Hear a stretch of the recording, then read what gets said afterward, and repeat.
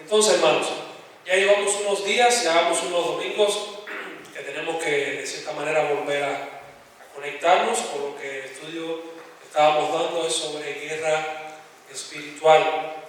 Una guerra en la que estamos inmersos todos, lo querramos o no, incluso lo creamos o no. Y en sesiones anteriores hemos visto que la guerra no es una batalla de poder.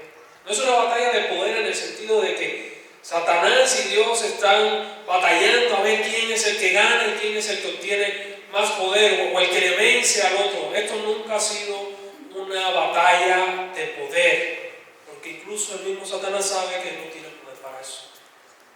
Entonces, tristemente a veces, en algunos lugares, Satanás ha engañado en parte, o en esta área, ha engañado a parte de la iglesia, haciéndole creer que es una batalla de poder, de que hay que buscar poder. No tiene nada que ver con el poder. La batalla espiritual que estamos librando es una batalla por el control de la humanidad, y en sí es una batalla por el control de tu mente y de mi mente. Y hoy vamos a estar viendo cuáles son las armas de esta batalla. Armas que tienen el poder de darle forma a todo hermano. Armas que han podido esclavizar a pueblos por décadas, por siglos. También han podido liberar a pueblos en cuestiones de segundos, en cuestiones de minutos. Armas que le han dado forma al mundo, le han dado forma a tu vida, le han dado forma a mi vida. Armas que controlan, que dominan, que sostienen, armas que definen todo. Y el final se va a decidir por estas armas. ¿Sí? Son armas muy peligrosas. Son las armas más peligrosas que se han ideado o se han originado en todo el mundo, en todos los tiempos. No es una bomba atómica, no es algo parecido, no es arma en un sentido creada por los seres humanos, pero son las armas más poderosas que los humanos han visto, incluso que los humanos participan de ella y de cierta manera las ejercitan. Entonces, me gustaría que me acompañaran al Evangelio de Juan, capítulo 8, versículos del 31 al 45. Voy a estar leyendo en Nueva Traducción Viviente. Vamos a ver hoy cuáles son esas armas.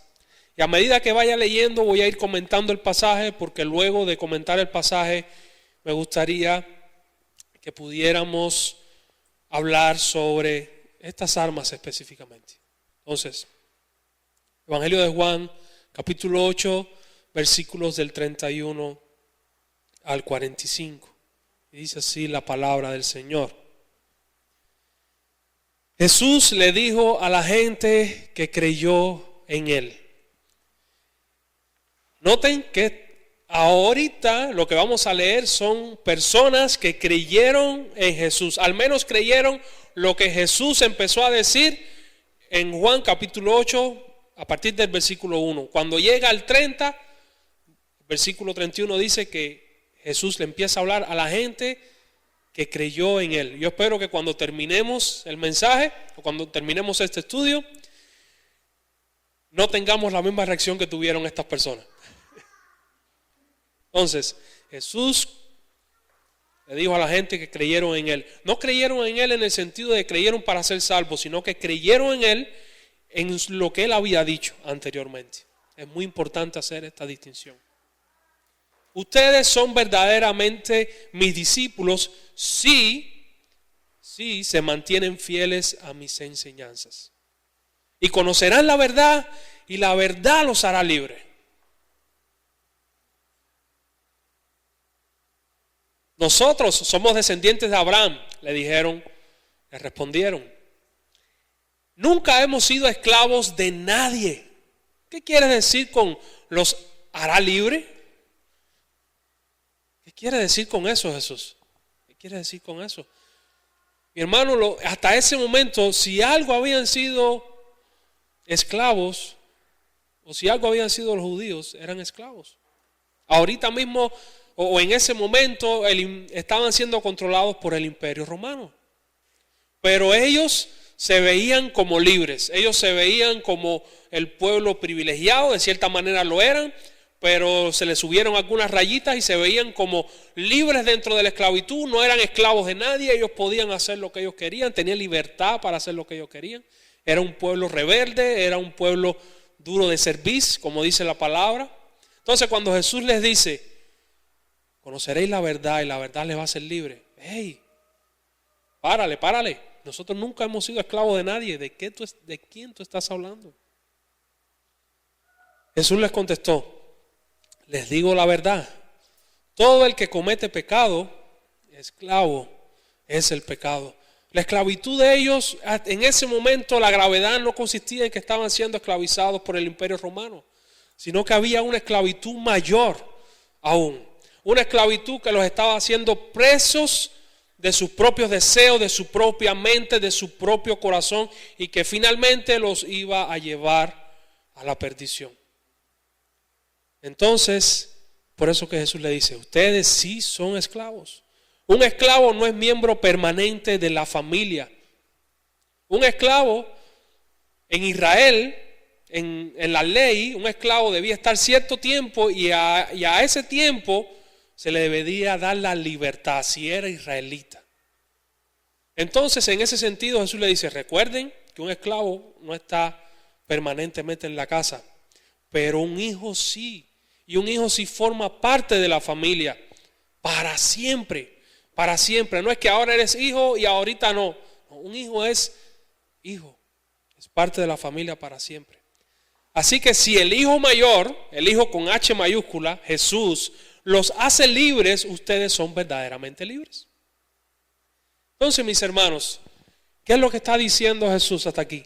Conocerán la verdad y la verdad les va a hacer libre. La verdad va a hacer que entren a la familia de Dios si permanecen en ella. Claro que me doy cuenta, les dice Jesús a los judíos. Claro que me doy cuenta que ustedes son descendientes de Abraham, de la carne, por supuesto. Aún así, algunos de ustedes procuran matarme. Aún así, aunque son descendientes de Abraham, algunos de ustedes quieren hacerme daño, quieren callar mi boca, porque no tienen lugar para mi mensaje en su corazón. Es como si alguien te estuviera diciendo algo y ya lo que tú quieres es que se calle. Ya cállate, no quiero oírte, quiero que desaparezcas. Yo les cuento lo que vi cuando estaba con mi padre, pero ustedes siguen el consejo de su padre. Jesús no dice todavía cuál es. Los judíos dicen, nuestro padre es Abraham. Declararon, nuestro padre es Abraham. No, respondió Jesús. Pues si realmente fueran hijos de Abraham, seguirían su ejemplo. En cambio, procuran matarme porque les digo la verdad, la cual oí de Dios. Abraham nunca hizo algo así. De hecho, más adelante en el capítulo, dice la palabra de Dios que de cierta manera Dios le reveló el día a Abraham en que Jesús iba a venir, en que la simiente, su simiente iba a venir, y se gozó en ella. Entonces, Abraham en vida, él como de a lo lejos tuvo una noción de que un día iba a venir su simiente, esa en la cual iban a ser benditas todas las familias de la tierra. Pero los judíos no estaban haciendo eso, lo que querían era callar a Jesús. No, ustedes imitan a su verdadero padre. Nosotros no somos hijos ilegítimos, respondieron. Imagínense Jesús hablando, o ustedes están imitando a su padre. No, nosotros no somos ilegítimos. Hay muchos estudiosos que creen que esto pudiera ser indirecta, pudiera ser una indirecta a Jesús. ¿Por qué? En otras partes de los evangelios también lo dicen. Le dicen, ¿dónde está tu padre? Ellos sabían, ellos sabían que había algo raro con el nacimiento de Jesús. Ellos sabían que existió algo ahí en el que José y María tuvieron algo y sabían que Jesús probablemente no era hijo de José. Entonces es muy probable que le estuvieran diciendo, oye, nosotros sí sabemos de dónde vinimos. Nosotros tenemos nuestra descendencia clara. Mira a ver tú, mira a ver tú. Jesús les dijo, si Dios fuera su Padre, ustedes me amarían, porque he venido a ustedes de parte de Dios. Y no estoy aquí por mi propia cuenta, sino que Él me envió. ¿Por qué no pueden entender lo que les digo?, decía Jesús. Es porque ni siquiera toleran oírme. Pues ustedes son hijos de su padre. Ahora sí Jesús le dice, ustedes son hijos de su padre, el diablo, y les encanta hacer las cosas malvadas que él hace. Él ha sido asesino desde el principio y siempre ha odiado la verdad, porque en él no hay verdad. Cuando miente, actúa de acuerdo con su naturaleza, porque él es mentiroso y padre de mentira. Mis hermanos, si recuerdan el versículo 31, ¿a quién Jesús les estaba hablando? Versículo 31 dice que Jesús les habla a los que habían creído en Él. Habían creído al menos en la primera parte de su mensaje. En el capítulo 8 aparece el pasaje donde viene una mujer sorprendida en adulterio. Maestro, ¿qué hacemos con ella? Dice la ley que hay que apedrearla. Que tire la primera piedra aquel que no ha pecado. Todos se fueron, nadie la condenó. Luego de eso Jesús habla sobre que Él es la luz del mundo. Habla de muchas cosas y todas estas verdades como que recibieron un disparo de verdad, recibieron un expreso de verdad. Y hubo una parte que creyeron en Él. Pero a partir del versículo 31, Jesús como que le da otro shot de verdad, otro disparo de verdad, o otra verdad más. Y esta no la pudieron resistir. ¿Y cuál fue la que no pudieron resistir? Van a conocer la verdad y la verdad los va a hacer libres. ¡Auch! Espérate. ¿Me estás diciendo que yo soy esclavo? ¿Me estás diciendo que yo tengo que cambiar algo? ¿Me estás diciendo que yo estoy autoengañado? Porque si me estás diciendo que no sé la verdad, quiere decir que estoy viviendo en una mentira. Y esto, para cambiar de la mentira a la verdad, eso les dolió a ellos, por la sencilla razón de que cuando tú reconoces que estás mal, tienes que bajar el orgullo para poder aceptar lo bueno, porque si no, no puedes cambiar. Si no te quedas vulnerable delante de Dios, si no te quedas al desnudo delante de Dios diciendo, es verdad que estoy viviendo en una mentira, es verdad que estoy autoengañado, es verdad que necesito conocer la verdad y que esa verdad me haga libre. Entonces, queridos hermanos, si no hacemos eso, nos quedamos autoengañados, nos quedamos de cierta manera esclavos. Miren cómo lo dice otra versión, los últimos versículos.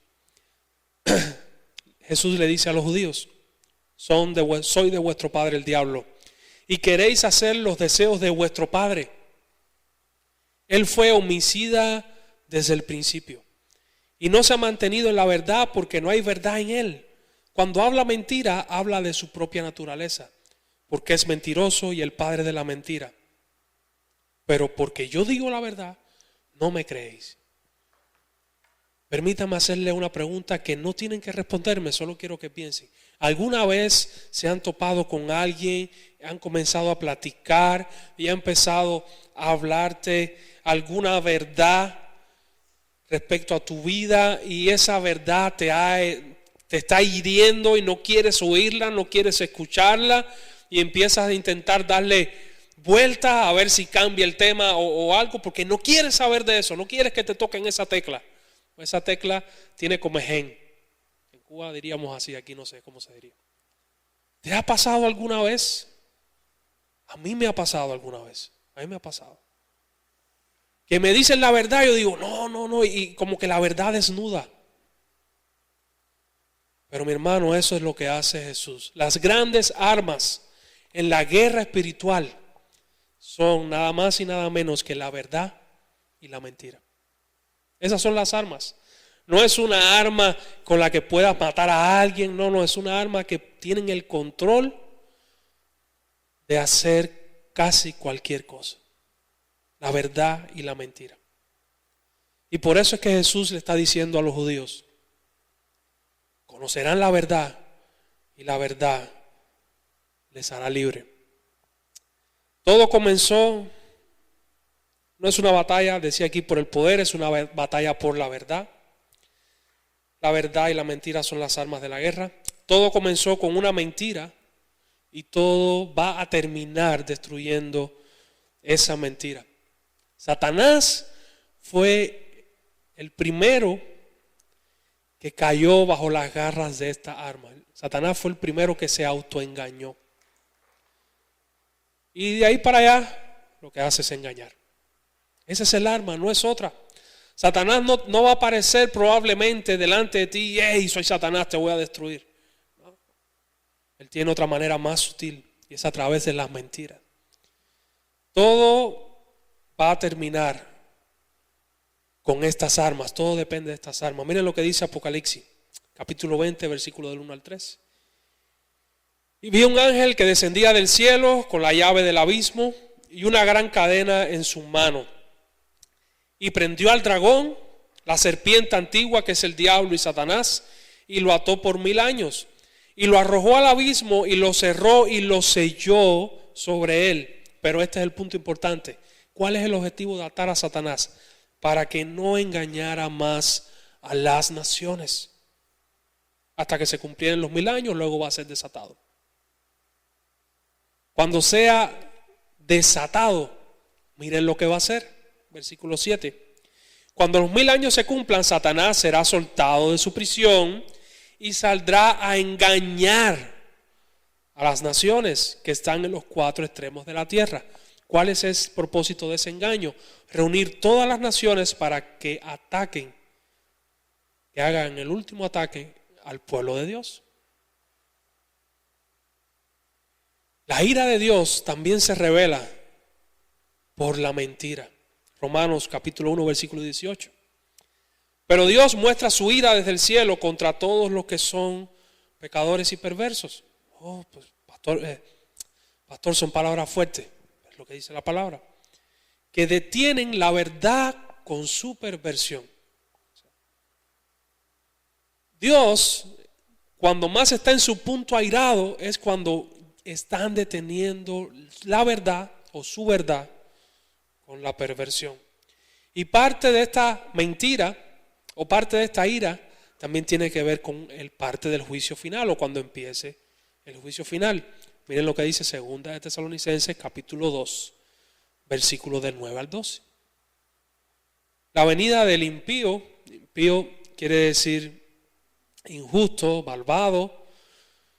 Aquí se está refiriendo posiblemente, o se está refiriendo al anticristo, a ese último anticristo.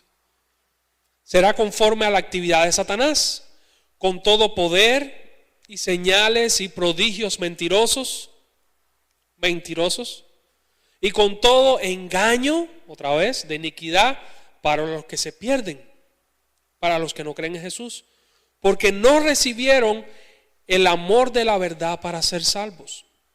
Por esto Dios les enviará un poder engañoso para que crean en la mentira, a fin de que sean juzgados todos los que no creyeron en la verdad.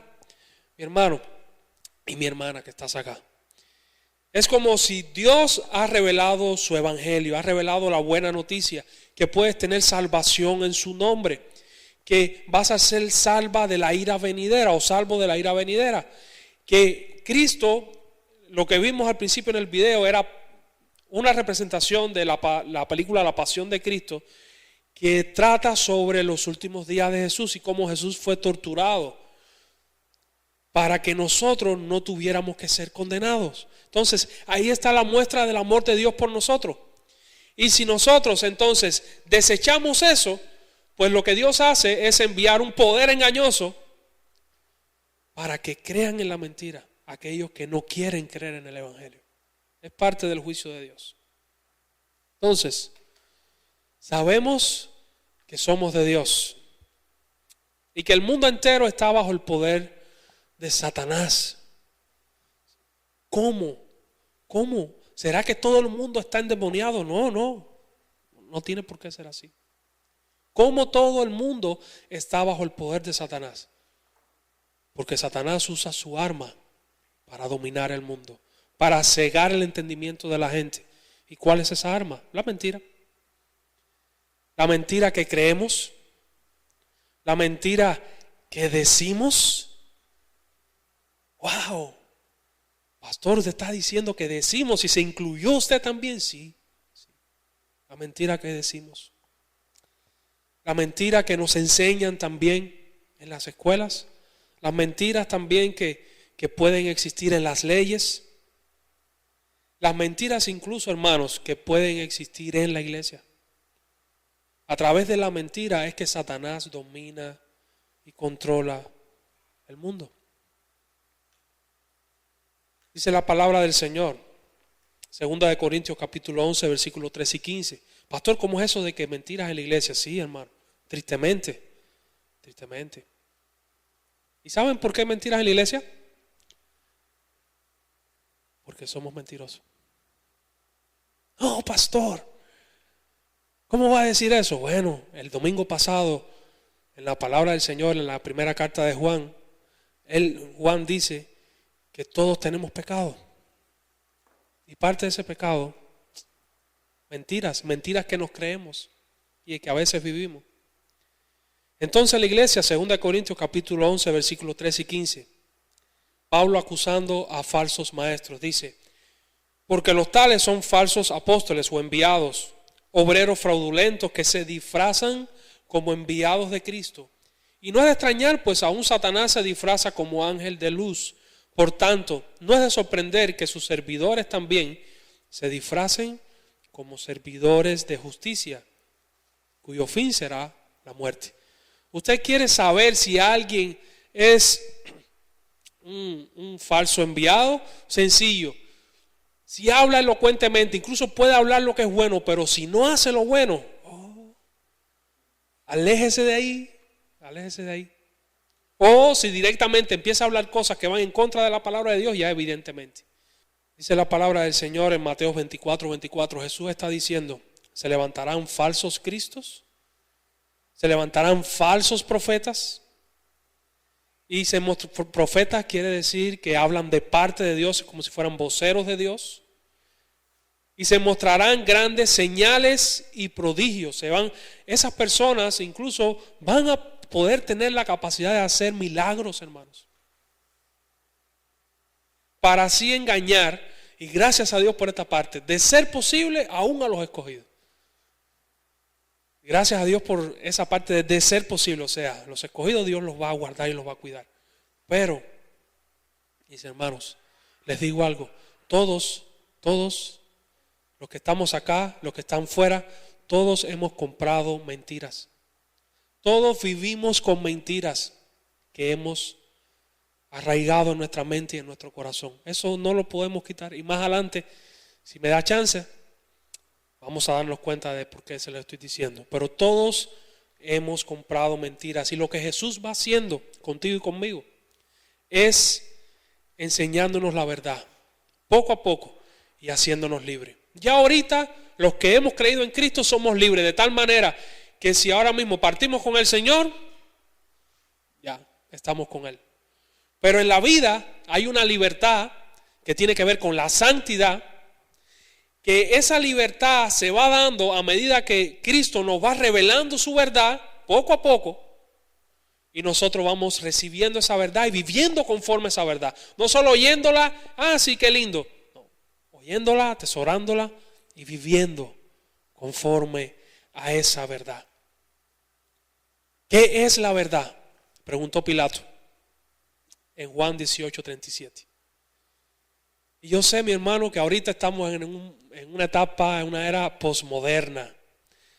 La respuesta es sencilla, pero puede ser controversial. La verdad es todo lo que es conforme a la realidad, según lo revela Dios. Eso no puede faltar. La verdad es todo lo que es conforme a la realidad. Si ahorita hacemos un ejercicio, y subimos esto que están construyendo acá, y yo le digo a alguien, puedes tirarte, que vas a volar, ¿qué pasaría?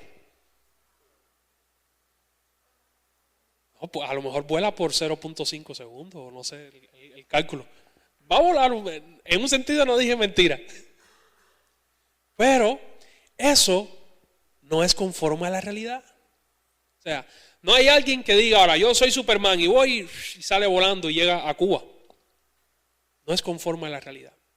Entonces la verdad es todo aquello que es conforme a lo real, según lo define Dios.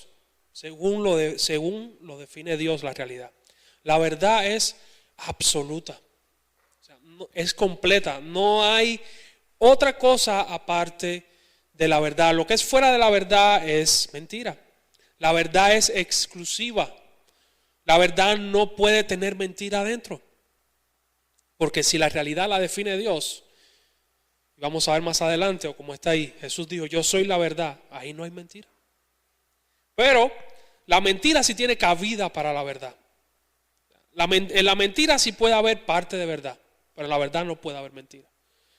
Por ejemplo, en otras religiones Jesús puede ser un maestro, hablan de la persona de Jesús increíblemente, puede ser un profeta, nunca va a ser el camino, la verdad y la vida, pero hay un espacio para verdades a media, como Satanás hizo con Eva en Génesis.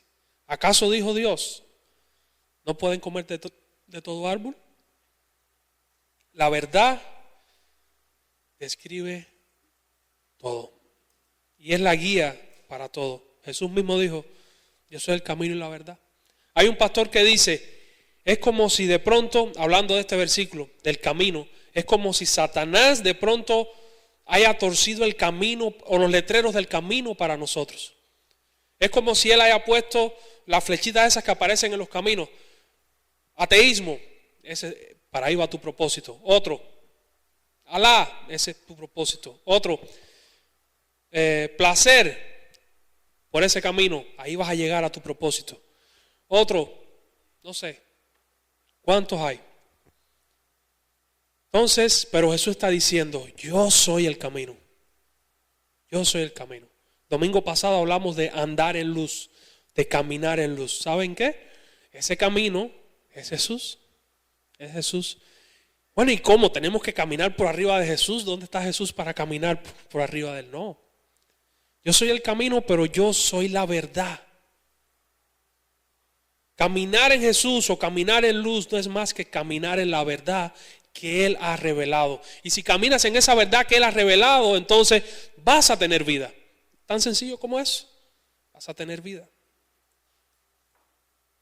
¿Cómo la Biblia describe este proceso de cambiar la mentira por la verdad? Segunda de Corintios dice, usamos las armas poderosas de Dios, no las del mundo. La de Dios, la verdad. La del mundo, la mentira. Para derribar las fortalezas del razonamiento humano. O sea, hay razonamientos que se oponen a la verdad que Dios ha revelado. Y al final, mis hermanos, es una cuestión muy sencilla. ¿A quién le vas a creer? ¿A quién le vas a creer?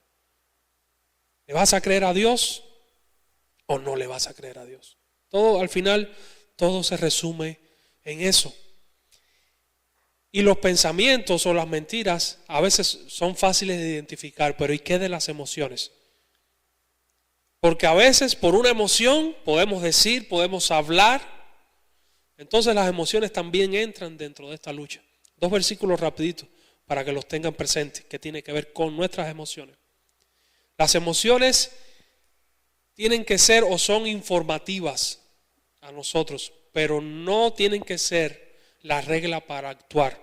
Las emociones nos dicen a nosotros qué nos gusta, qué no nos gusta, a qué le tenemos miedo, qué nos da alegría, qué nos da gozo. Pero si te guías por las emociones, puede ser que un día usted agarre a su esposo porque le hizo algo en la cocina y lo agarre por el cuello. No puede depender de las emociones. Hay algo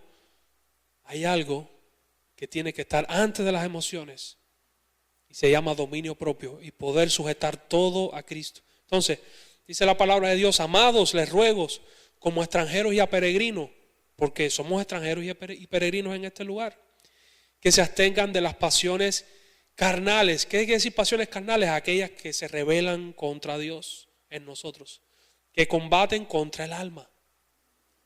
Y Gálatas 5:17, el deseo de la carne es contra el espíritu y el del espíritu contra la carne, para que no puedas hacer lo que quieres.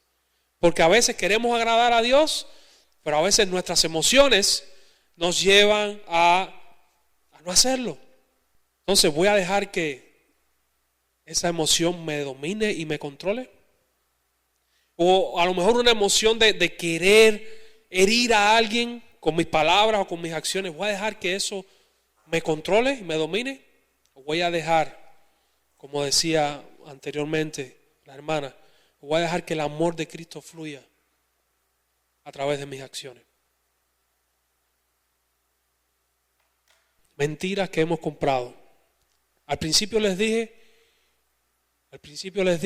que todos habíamos comprado mentiras. Voy a poner varios ejemplos que aparecen en el libro del Evangelio según Satanás que les recomendé al principio.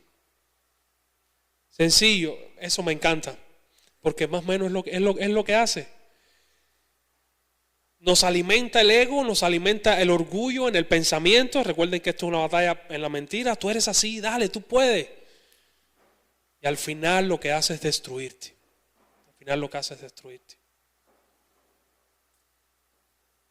Primer ejemplo de mentira que a lo mejor hemos comprado. Dios solo quiere que seas feliz. Dios solo quiere que seas feliz. Y sabes, Dios sí está interesado en tu felicidad y en mi felicidad. Pero esa felicidad está en un segundo plano o está sometida a que Dios quiere que tú y yo seamos santos. Porque a veces ser felices en esta vida no quiere decir que esa felicidad se corresponda con la felicidad mayor que viene después de la muerte. Porque esta vida es así, mis hermanos y mi hermana. Esta vida es así.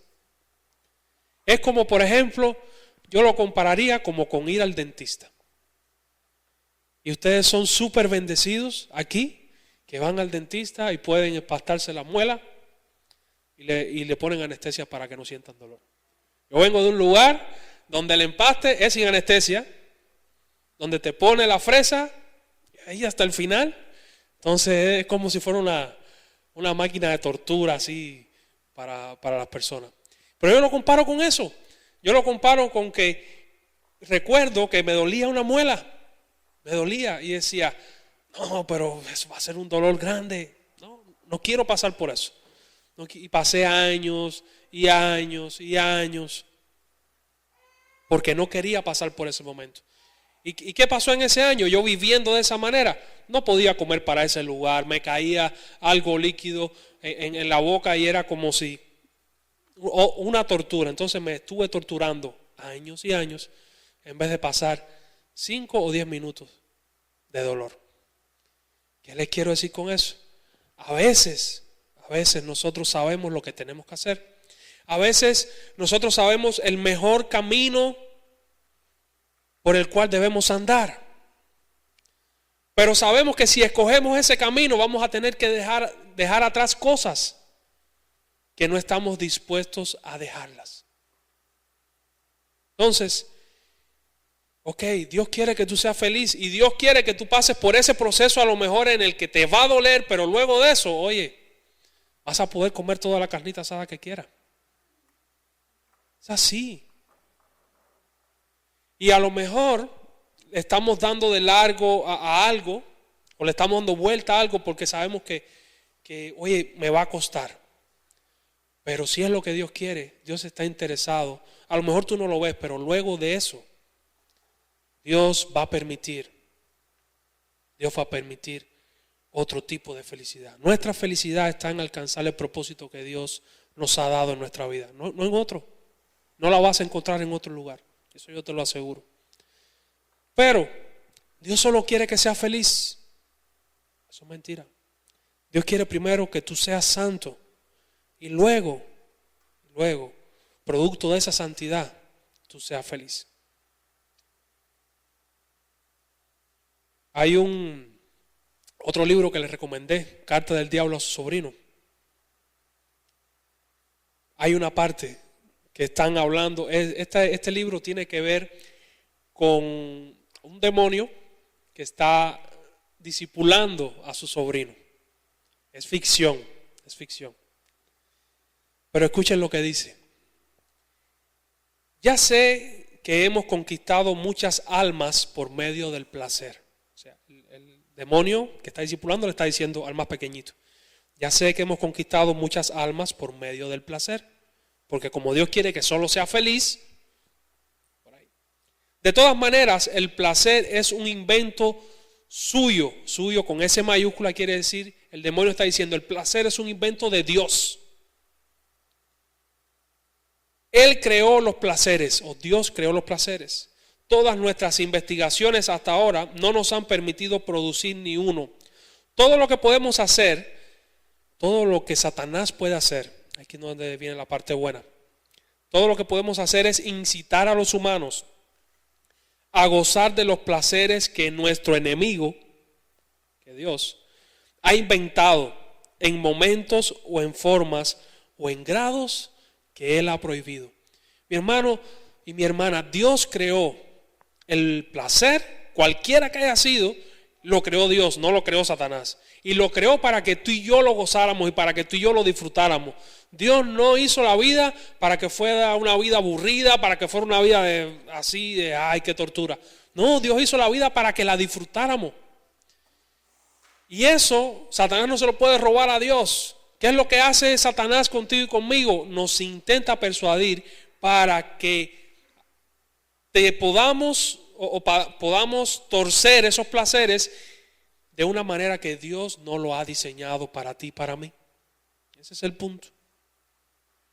De cierta manera, C.S. Lewis, que es el autor de esto, dice: la caída pervirtió nuestra mente, nuestro corazón y nos llevó a buscar dichas sensaciones de forma creciente, pero con un disfrute cada vez menor. Es como si fuera una sustancia que tú consumes. La primera vez sí, grandísimo, pero después tienes que ir consumiendo más y obtienes un placer menor incluso. Pero, si alineamos nuestros deseos con lo que Dios quiere, mi hermano y mi hermana, vas a experimentar gozo como nunca. Otra mentira: debes vivir tu verdad. Tú tienes tu propia verdad y yo tengo mi propia verdad. Recuerden lo que dije al principio: la verdad es absoluta y es exclusiva. Si yo tengo verdad, o tú tienes verdad, o uno de los dos está equivocado, o uno de los dos está en lo correcto. Los dos no podemos tener la verdad en contradicción de un mismo asunto al mismo tiempo. No podemos. Y cuando decimos, no, mi percepción es esta y esta es mi verdad, lo que estamos diciendo es que no nos interesa. O sea, lo que me interesa es mi verdad y no me interesa ninguna otra opinión, incluso ni la de Dios. Vivo mi verdad y punto. Pero la Biblia dice: conocerán la verdad y la verdad los va a hacer libres. ¿Y cuál es esa verdad que nos hace libres? La que viene en la palabra de Dios, la que dice Dios de ti. Otra mentira que tiene que ver con tu identidad y con mi identidad. ¿Cuántas veces has pensado, has escuchado, es que yo soy así y nadie me va a cambiar? Yo lo he escuchado muchas veces. Yo soy así, nadie me va a cambiar. Y si lo has escuchado, o si tú eres de esa opinión, estás en el lugar equivocado. Porque desde que Dios nos llama para cambiarnos poco a poco y nos va transformando. Es como le preguntaron no recuerdo, a un renacentista, no sé si fue Miguel Ángel o otro, que había un árbol y dijo: de aquí voy a hacer un caballo. Y le preguntaron: ¿y cómo tú haces el caballo? Y digo: yo le quito todo lo que no se parezca a un caballo hasta que salga. Y lo que hace Dios con nosotros es eso, nos va dando cincel hasta formar la imagen de su Hijo en nosotros. Entonces, el camino del cristianismo, el camino de la verdad, es que a través de la verdad te vayas transformando. Pero, ¿y qué de las mentiras que a veces pensamos? Es que yo tengo una vida miserable, estoy condenado a una vida miserable, o estoy condenado, o siempre va a ser así. ¿Qué tal de eso? ¿Qué tal me encontré un joven en un campamento de jóvenes en un momento en Cuba? Habían dos, estaban jugando fútbol, los dos eran amigos míos, y de pronto veo que se agarran a golpe los dos. Y yo, ¿qué pasó aquí? Y cuando se separan, hablo con los dos, uno, me acerco a él y le digo, ¿qué pasó? No, el problema es que me puso el pie adelante y yo soy un hombre, yo tengo que responder como un hombre. Él había creído que un hombre tenía que ser de esa manera. Si te ponen el pie, pues asáltale a golpe. Mentira que se había creído. Y yo estoy seguro que tú y yo vivimos y lidiamos con mentiras de ese tipo que nos hemos creído. Soy así. Y casi siempre soy así, si es en el sentido bueno, o soy orgulloso y la gente tiene que reconocerme. O si es en el sentido malo, soy un pobre infeliz, nadie me quiere. Pero la verdad que Dios dice de ti, esa te va a hacer libre. Esa te va a hacer libre. Último ejemplo de mentira que a veces creemos. A Dios no le interesas. A Dios no le interesa. Solo se vive una vez. Sí, vive tu vida. Come y bebe que mañana vas a morir. De todas maneras, a Dios no le importa lo que tú hagas. Dice, hermano, ¿cómo empezamos el devocional y todo lo que ha sido a través del mensaje de hoy? Dios Padre envió a su Hijo para morir por ti. Por ti. ¿Tú crees que no le interesa? ¿De verdad? Ponte tú en calidad de padre. ¿Tú enviarías a tu hijo a morir por alguien que no te importa, que ni conoces, que ni quieres que pase nada? ¿O tú enviarías a morir a tu hijo por alguien que sí conoce? Yo no sé tú, yo no enviaría a morir a mi hijo. Que se muera, literal. Lo digo como hombre. Pero Dios traspasó eso por ti y por mí, por cada uno, para que no sufriéramos el castigo de nuestra rebelión. Entonces, mi hermano, a Dios le interesa mucho. Y no solo se vive una vez. Aquí son 70, 80 años, luego tienes toda una eternidad que vas a pasar con Dios o sin Dios, dependiendo de a quién le creas. ¿A quién vas a creerle? ¿A quién vas a creerle? En esta semana en Cuba tuvimos una pérdida muy querida. Un hermano que, digo pérdida, pero no es pérdida. Un hermano que se fue con el Señor, tuvo visa para el cielo en esta semana. Mis hermanos, la vida es pasajera. La vida es pasajera. Estamos aquí, somos un soplo. Somos un soplo. Y ahorita estamos aquí y cuando salgamos no sabemos lo que va a pasar. Ni yo sé los próximos 5 segundos qué va a pasar, qué puede pasar. ¿A quién le vas a creer? Yo solo te digo que si le crees a Dios, vas a conocer la verdad. Y la verdad te va a hacer libre. No caigas en la trampa de Satanás. No caigas en mentiras. No creas mentiras. Solo te digo que la mentira está a las puertas. Pero si crees en la verdad te va a hacer libre. Amén. Vamos a orar.